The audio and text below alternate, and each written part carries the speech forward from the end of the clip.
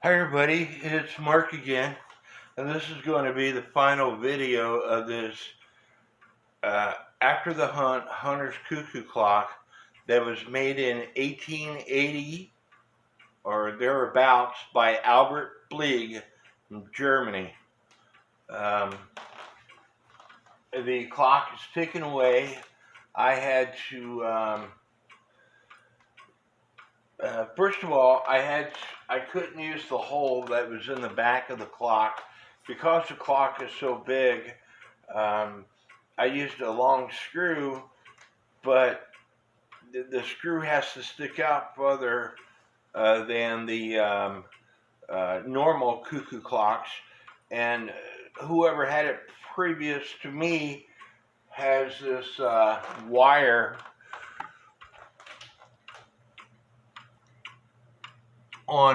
attached to the clock, so that's what I used, and I tightened down the screw to that wire because using the hole, the clock would tilt forward, and then the pendulum leader wire would touch the case of the clock. I don't have the topper on.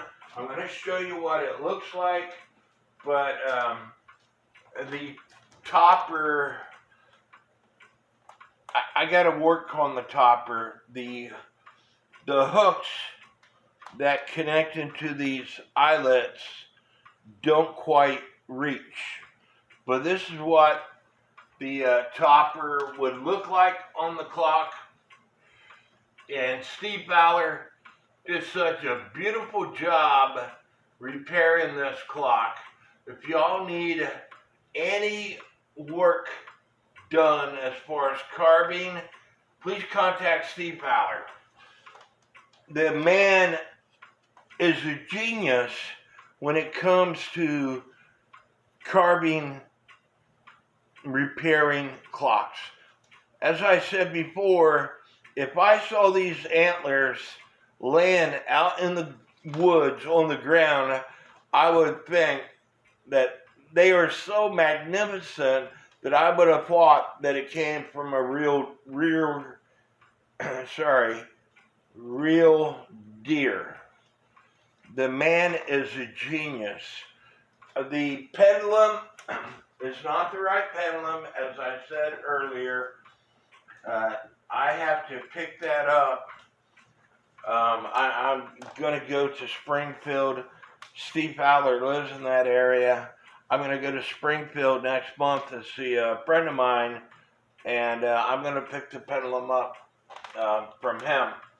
But this clock, by far, is the most prettiest, detailed, outstanding antique cuckoo clock that I have in my house.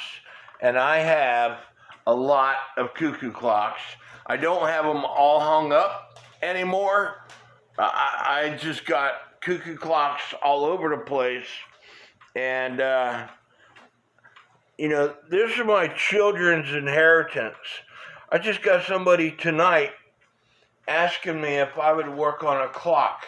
No, I don't work for the public. I don't want the stress.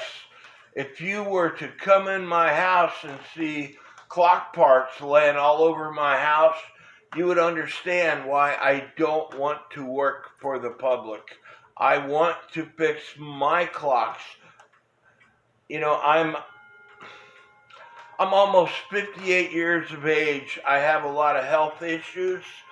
I quit working on the clock, and I'm going to explain why, what needs to be done. But this is an extremely heavy clock for somebody who's got back issues to be lifting and moving around and maneuvering. But I want to have my clocks repaired so if and when I pass on, my children can take a working clock and put it up for sale, because I doubt very seriously, between the 3 children that I have, that they would keep every one of my clocks, along with every one of my antiques. So, getting back to this clock, like I said in the last video, the governor fan was too tight, and it wouldn't cuckoo right. It would take 30 minutes to go into warning, and then the next rotation, or 180 degrees, is when it would cuckoo. And that's because the governor fan was too tight. I tell people this all the time. If your cuckoo clock is not cuckooing correctly, it very well could be that the governor fan is too tight. And in this case, it was so tight that because it's an antique cuckoo clock with a count wheel, and the way the count wheel system works, the lever comes out of the count wheel,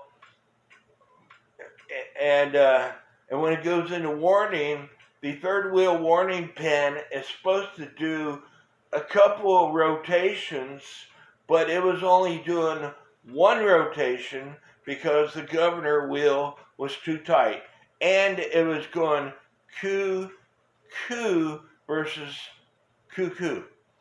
So let me let you hear it. I will tell you that I had to quit because standing here talking to you, my back is hurting, and the clock is not quite perfect.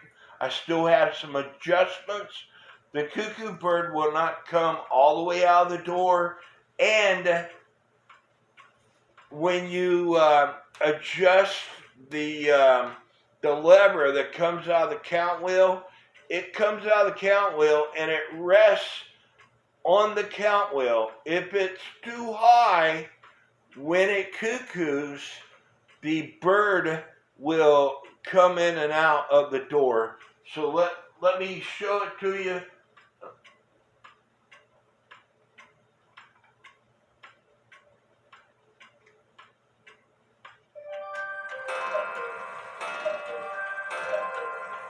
As you can see, the cuckoo is bouncing in and out of the door, and it's not coming all the way out of the door.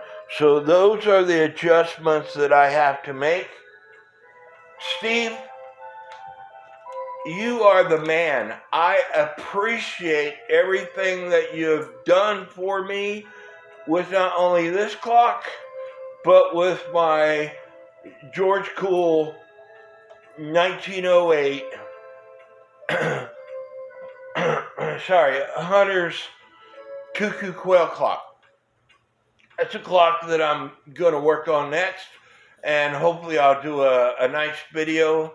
I like my stand, but I have to fix the light. The light doesn't want to come on. There's an issue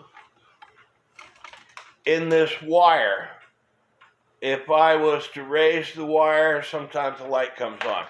So I got to take this stand, this brand new stand, back to Walmart and swap it out for hopefully one that works this time around. But anyway, I love the clock. Steve, you did it. You make me proud, brother. You did a great job. I am extremely proud of this clock and what you have done to it. Thank you. I cannot thank you enough. If y'all need some carving, repair, get with Steve Fowler. You can find him on Facebook. You can find him on my group channel. He lives, like I said, around Springfield, Missouri. I'm not going to tell you the exact town, but anyway, get with Steve Fowler. And I am so damn proud of this clock. Please hit the subscribe button. Please leave me some comments. And may God bless each and every one of you. We'll go ahead and do this one more time. On the half hour. and on the hour.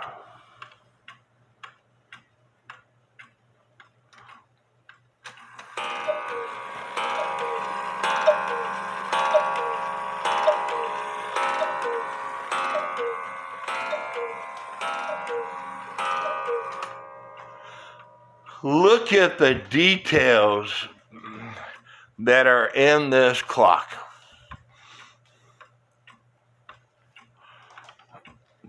Wow. And, you know, people, I'm going to talk about this just for a minute or so. People talk about how clocks only run for a few years and then you got to throw them away. 1880, still ticking away. I've got clocks that are older than this that I'm working on that is still capable. If you, my YouTube videos show you step-by-step procedures on how to fix cuckoo clocks and other clocks. If you can't afford to pay somebody to fix your clock, follow the step-by-step procedures that I have on YouTube and fix them yourself. A clock should be serviced every 5 years. That means taking the movement out, taking the movement apart, cleaned properly, put fresh oil back in. I still have to adjust the pendulum a little bit on this clock, tilting the clock.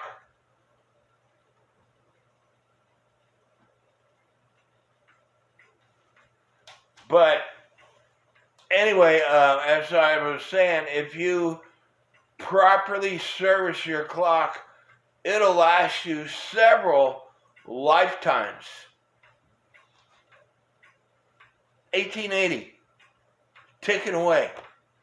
Put a few bushings in it, serviced it, repaired the bellows. Yes, I used Tyvek. But anyway, I hope y'all enjoyed this video.